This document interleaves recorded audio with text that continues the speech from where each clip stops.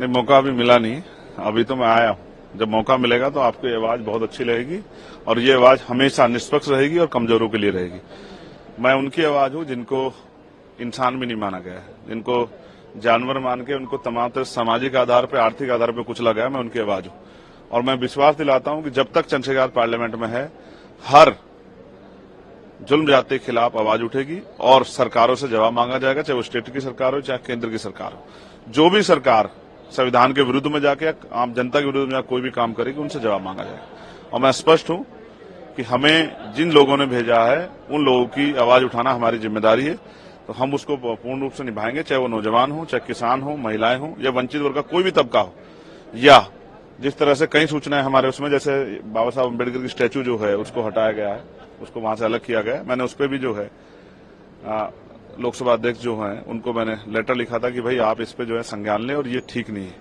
तो मेरा पूरा प्रयास रहेगा कि जो भी यहाँ कानून बनेगा और वो कानून अगर उसमें कोई खामियां होगी तो हम लोग उसमें कोशिश करेंगे कि उसका विरोध दर्ज करा के उसमें सुधार कराएंगे, सरकार का ध्यान आकर्षित करें।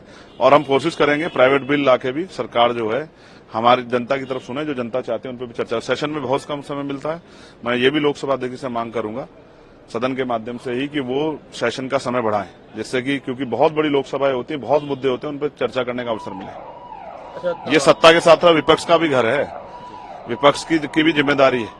तो सत्ता पक्ष जो है सिर्फ अपने लोकसभा सांसद के बारे में न सोचे, उनके क्षेत्रों के, तो विपक्ष को जो जहां जीत का है उसके उनके बारे में सोचना है। मेरे जैसे लोग व्यक्ति के क्षेत्र के बारे में सोचना चाहिए, वहां जो स्कूल कॉलेज हॉस्पिटल बने, वहां रोजगार की जो समस्या उसका निदान हो, वहां बिजली पानी की अच्छी व्यवस्थाएं, सड़कें अच्छी बने, वहां बाढ़ की समस्या खत्म हो और जो भी बुनियादी समस्या जीवन में लोगों के हैं, कुटीर उद्योग लग के महिलाओं को रोजगार मिले, उस पर चर्चा होनी चाहिए। उसके लिए हम सदन में पर्याप्त समय के लिए अध्यक्ष जी से मांग करें। अच्छा, जो लोग आपके विरोधी हैं वो एक समय में कहते थे कि चंद्रशेखर जी की आवाज जातीय राजनीति पर केंद्रित है, लेकिन जो रिजल्ट है उसने तो दिखा दिया। अब जो आपका एजेंडा है वो जाति से ऊपर रहेगा। देखिए, आप फिर वहीं खड़े हैं, मैं क्या कर सकता हूं। लोग कहते थे, आपने खुद ही स्वीकार किया कि लोगों की बात गलत साबित होगी, आप खुद दोबारा कोई बात कह रहे हैं।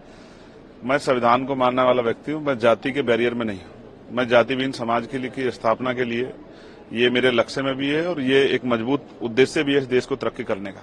तो मैं फिर आपसे कह रहा हूं, मैं हर एक वंचित के साथ हूं, जिसके साथ कोई अन्याय होगा उनकी आवाज उठाएंगे और जो हाशिए पे है उनको बराबर खड़ा करने के लिए सामाजिक और आर्थिक रूप से हम लोग संघर्ष करेंगे। इसमें अगर जैसे आप कह रहे हैं कि जो कानून बनेगा अगर खामियां होंगी तो आप जरूर बोलेंगे, कुछ अगर ऐसे कदम उठाए जाए जो कि आपको लगेगा कि लोगों के हित में है तो आप सरकार के साथ। देखिए, मैंने सरकार की बात ही नहीं है ना, बात कानून की है।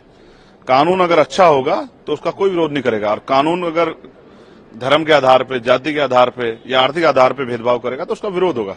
संवैधानिक जो है मर्यादा में रहकर हम लोग उसका विरोध करेंगे और यहां भी करेंगे और सड़कों पे भी करेंगे। अगर कुछ भी गलत होगा, अगर कुछ अच्छा होगा उसकी समीक्षा होगी और जो अच्छा होगा उसका कोई विरोध नहीं करता है, लेकिन अगर कुछ गलत होगा तो